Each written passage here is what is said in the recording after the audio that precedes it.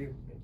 Hi, on this episode of the podcast, I am with Jerry Wallace and Justin Theriot, and I'm Nancy Spivey. Welcome, guys. Thanks for having us. And I want to talk a little bit about something new to our region and new to the community. It's called First Priority. And I understand there's First Priority of America, and then there's First Priority of Greater Cincinnati. Justin, you are the district director for Greater Cincinnati, correct? I am, yes ma'am. So tell me a little bit about the history and a little bit about First Priority, please. Yeah, so First Priority was started over 25 years ago. So it is a national organization, and our mission is to take the hope of Christ to every student. It's pretty incredible. It's able to use and lean on student leadership for them to be able to, live out their faith on their campus. And I think one of the biggest things is it's all student-led. So I got involved with this organization in 2018. Prior to this, I ran animal hospitals, which is really, really neat. And I had a youth pastor of mine come up and offer to take me to lunch, and he offered me a job right then and there. And I had no plans or desire to jump into nonprofit world and fundraising and ministry and all the things. And here I am 8 years later. That was in Nashville, Tennessee, that happened. Okay. And 3 years ago, I moved up to Cincinnati and started something that didn't exist up here. So pretty fun. That's great. And Jerry, you're new to the team. Tell me a little bit about your role. Thank you, Nancy. Yeah, so Justin brought me on the team in February of this year. Really, really enjoy. I was telling you just a few minutes ago, getting to see some great kids. A few of them were actually my twins that just graduated from Highlands this last year, starting these amazing clubs for Christ. It's just been super fun and really meaningful. I've enjoyed getting to see students share their faith with other students, and there's just nothing else quite like it. There are other peer-to-peer ministries, obviously student ministries, but there's not another out there that covers the distinctive that First Priority does, and that is helping them also connect to their local church. Very important part of what we do. Okay, so you kind of led me a little bit into my next question. So today on the podcast, you're here and you're reaching out. You want to try to expand the reach to local churches. What does that mean? Yeah, what we're looking for and everything that we do ministry-wise operates through local churches. It's a really cool facet of our organization where I can't just call up a middle school or high school and want to get our program in or anything like that. It's started and led by students, and those students are found often in the local churches. There's natural leadership there.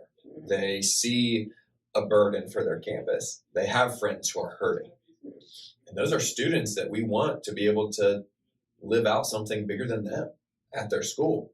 So when we need to network churches in this Northern Kentucky area, we're looking for pastors and youth pastors who might not be strategizing on how to reach students at a campus or how to do that. There's a lot of restrictions. Adults can't go on and do stuff, but when students are set up to lead well, it not only benefits them, but it's going to benefit everyone else around them too. So it's really neat. So it's really the students that go into the middle and high schools and talk about this with their peers. Yeah. And then chapters are formed as a result, correct? Yep. Okay, great. So the role that the student plays, obviously you need to have strong connections with the school. Yes, ma'am. So help me understand what that looks like. Yeah, I'd be glad to. Here's an example. This next week, I'm actually going to be going to a local school and going to their site-based council meeting, right? So the principal helped us arrange that, but we'll be doing that with a faculty-sponsored teacher, right, who's agreed to help in that capacity. And basically my role is just to support those students, support the club coach, and the teacher that agrees to help with that club. Okay, great. And in Northern Kentucky, are there chapters already established? Or Yes, ma'am. Okay, there are already chapters Yeah, so at some great schools, I'll just mention a few of them, like Ignite, People know about Ignite, been in the news a lot recently. Sure. At Cooper, Connor, I mentioned Highlands. Don't be a hater. I know some people like to hate on Katy, but that's where my kids went. Just awesome schools. Campbell County Middle, is the one that I was just talking about. We're going through that planning process with now.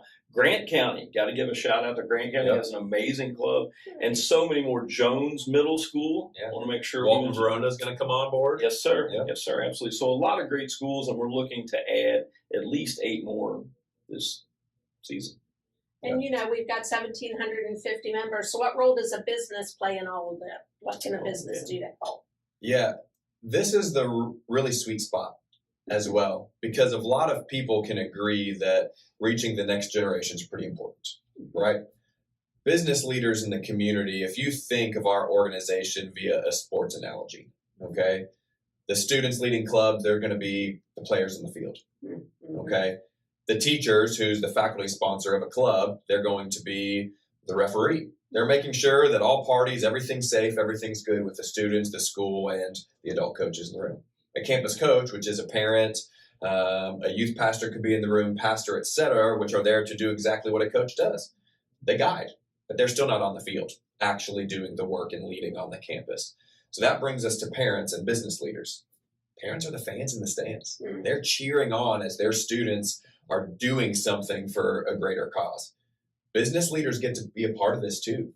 We're making sure to include people who might not necessarily have the time to be involved at a school and with the next generation, but they want to help.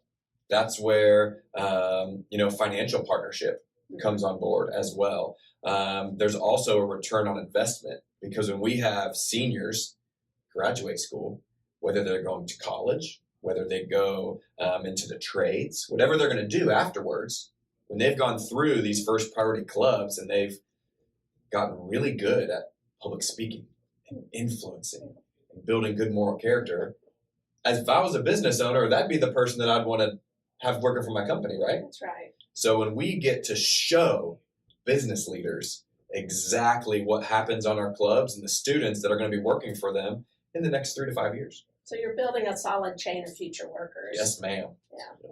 Which is what I'm all about. So yay. Yep. Thank you. Yeah. Anything else that I forgot to ask that you want to add? Oh, wow. I would just tell you that my brief experience, it's just been so much fun for the students to be engaged. Yes, they're getting all this wonderful leadership experience, and most importantly, they're sharing their faith, right? That's what we're all about, is so that they can share their faith one student to another. It is very, very important, in my opinion, that we continue to expand these so that every student can come to know the hope of Christ. That's what we're really about, and it is so effective. My director, Justin, talked about the return on investment. This is the most efficient and effective ministry that I've seen, especially in peer-to-peer. That's why I support it. That's why I work for it. And I would tell you, as a prospective business owner, it's a great reason for you to take a look. Great. Thank you very much for coming in. Yeah, thank you. Yes, ma'am. Chris